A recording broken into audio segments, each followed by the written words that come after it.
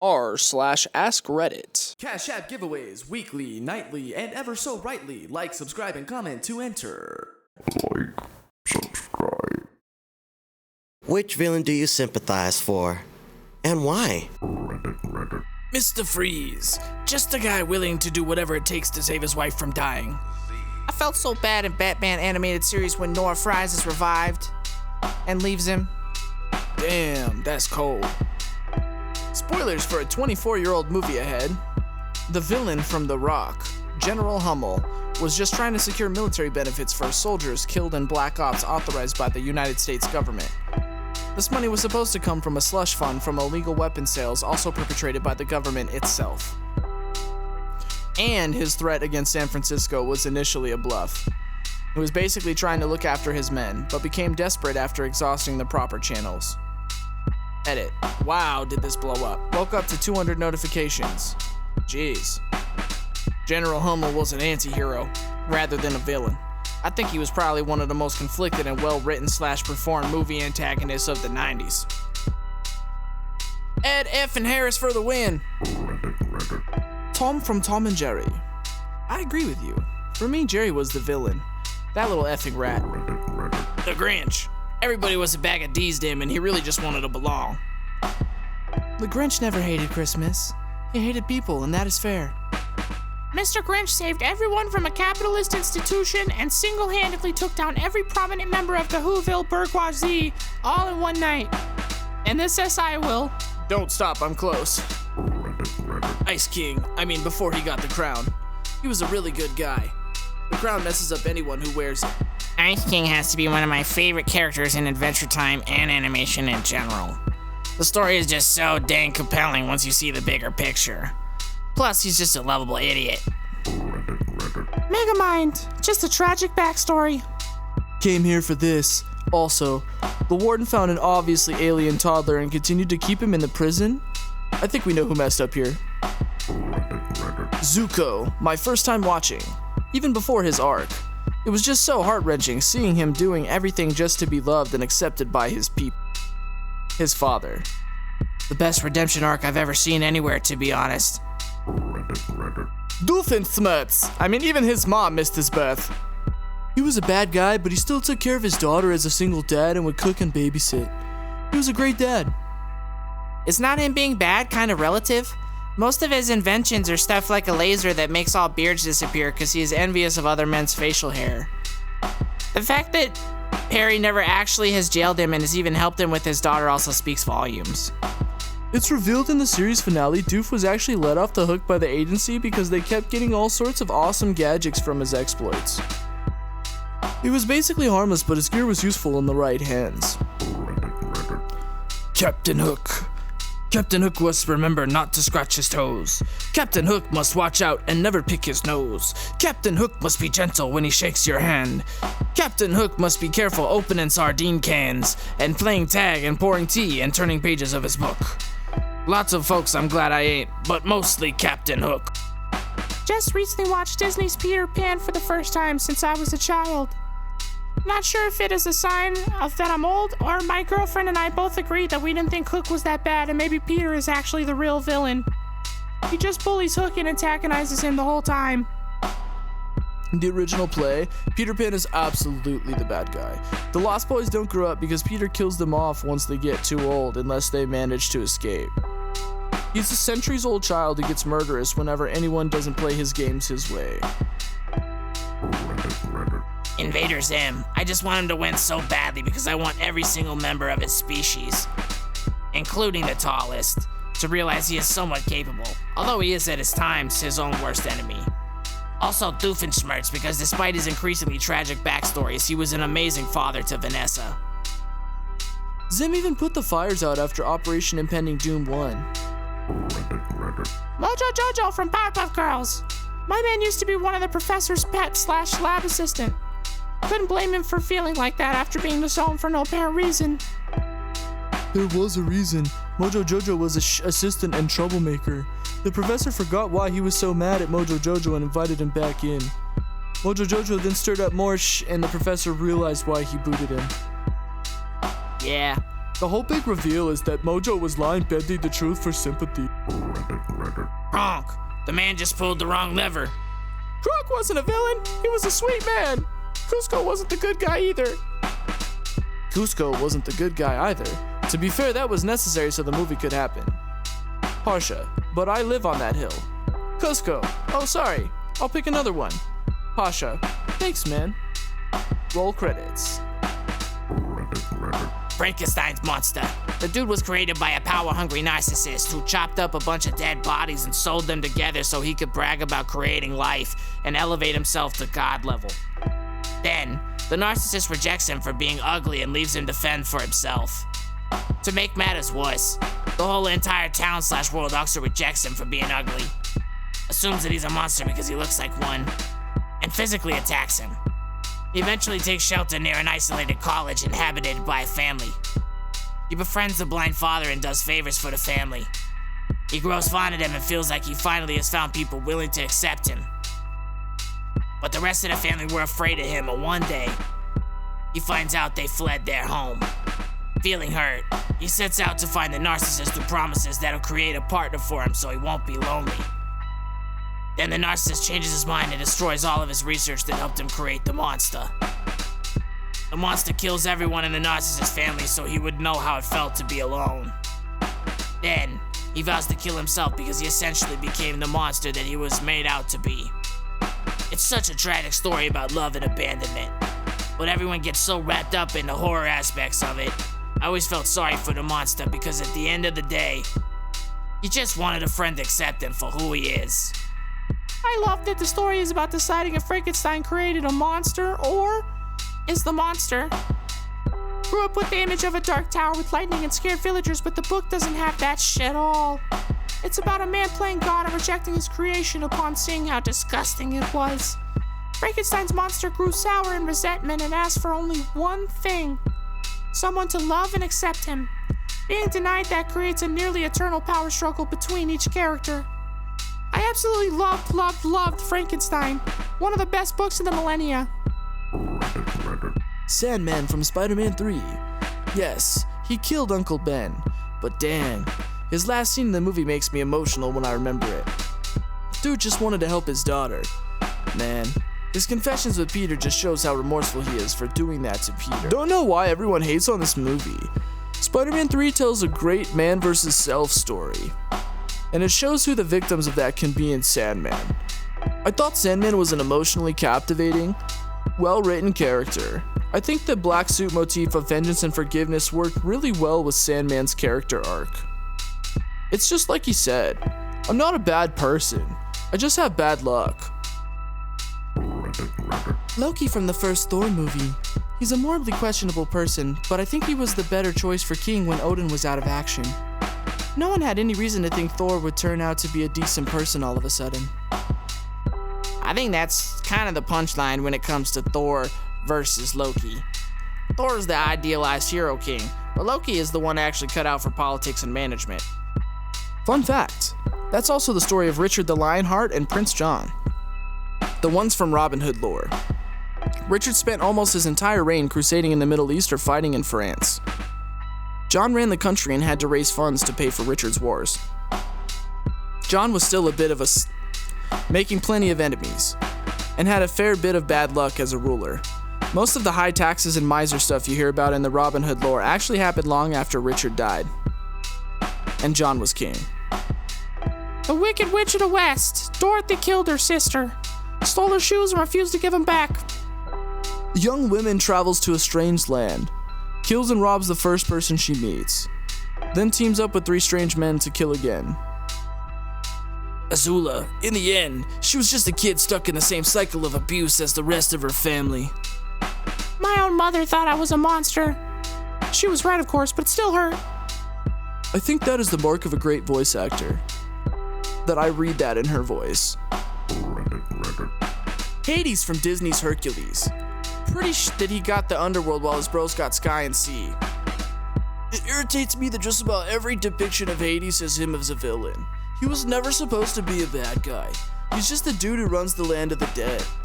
He's gloomy. That's about it. Though he did open a portal out of nowhere and kidnap Persephone. That's villain behavior. But in all the movies and TV shows, he's generally the bad guy because he's surrounded by dead people. Edit. It seems that even the kidnapping of Persephone was done with Zeus's apparent permission and even on his request. Welp. The whole kidnapping thing is just normal Greek god behavior though. It's been a while since I've read any Greek mythology, but if that's the worst thing Hades did, I'd say Zeus, Hera, and others are worse. Magneto. In the end, all he wants is peace. He saw the horrors of humanity. Edit. I got the Reddit silver thingy. Edit. I got 2 silver thingies. Hades, in the Greek mythology, he pretty much drew the short end of the stick in becoming the lord of the underworld. Wait, wasn't it Poseidon that got effed over? Hades was lonely because all of his subjects were literally dead. But he was also the god of wealth as minerals decorated the underworld. No one opposed Hades because they were already dead. There's a reason why he just vibes in the underworld minding his own business, except that one time. My man was rich as F with no drama, living his best life. Poseidon, on the other hand, has no subjects, and rules over a kingdom plagued by monstrous creatures. Even his children turned out monstrous in one way or another. Edit. Read my comment with a grain of salt, as there are a lot of interpretations of Greek mythology. The versions of the stories that I read implied Poseidon to be rather pissed off dude because he got stuck in the ocean. Seeing other people's version is half the fun of talking about mythology. Medusa had it the worst in Greek mythology. She's apparently the hottest thing ever. And even gods are envious of her. Poseidon ars her in the temple of Athena, and Athena used that as an excuse to turn her into a monster. Then she's killed by some dude with a shield. Dr. Doofenshmirtz from the second dimension. He lost his choo-choo. Maybe if the first Doofenshmirtz lost his choo-choo, he wouldn't have taken over his tri-state area. Nolan's Harvey Dent. Pretty much any Harvey Dent, to be honest. Aside from the one we don't talk about. What? Nobody has said the Wile E. Coyote? That poor guy's entire purpose in life is to fail. 9 unbreakable rules of Wile E. Coyote. Robbie Rotten. How dare that damn Sporticus try to get me off the couch and be active? What's really heartfelt is what Stephen Carl, late actor from Robbie Rotten, said in AMA a few years ago to this question. Way deep down inside, what does Robbie really think about the residents of Lazy Town? I wish I could be their friend. Link to the AMA. Edit. Thanks for the gold. I'll listen to We Are Number 1 again for the feels. Personally, I like the pirate song as well. Stephen Carl was always solidified as a king in my book. The boss in Metal Gear Solid 3. Because she was only a villain because she had to be. That was the role assigned to her. She was loyal to her mission and to her country until the very end. Snake. History will never know what she did. No one will ever learn the truth. Her story, her debriefing, will endure only in your heart. Everything she did for her country. She sacrificed her life and her honor for her native land. She was a real hero. She was a true patriot. Tom from Tom and Jerry. As a child, I always thought he was bad and Jerry was the good one. Later, the show's creator said it's the opposite. Also, the actual plot of the story is that Tom likes Jerry and they're friends. But if he doesn't chase Jerry, the owner will think he's lazy and useless and throw him out and get a new cat. Would probably catch and kill Jerry. Tom, being his friend, doesn't want that to happen, so he chases him but keeps failing to catch him just to please his owner. He was never meant to be the villain. The Lords of Cinder. Each and every one of them gave their lives to save the world again and again, even though it was more of just keeping Gwyn's dream alive and not actually saving the world. Except Aldrich. Eating children is kinda effed up. Skeletor, the true heir to the throne and rightful ruler of Eternia, passed up for being mixed race. So he acted out, causing an accident that's disfigured and fatally wounded him. He was left for dead by a family with magic powers, having to resort to serving evil and living out the rest of his days as a skeletal shadow of his former self. Plankton. He is adorable. Gary, because when you're a 16-year-old teenager and everyone treats you like for no reason, and when it's prom and you find out you win prom queen, but it's just a cruel joke and pig blood's dumped on you, who wouldn't do what she did? Jason, being bullied by a group of kids because how you look, then pushed into a lake and drowned when counselors are supposed to help you.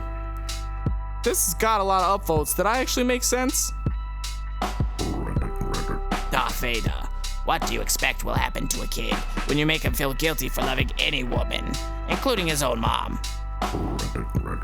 Darth Maul, he was stripped from his mother and tribe at infancy, was trained by the Sith and then got cut in half by Kenobi, was in a wasteland for about 5 years before his brother, Savage, found him.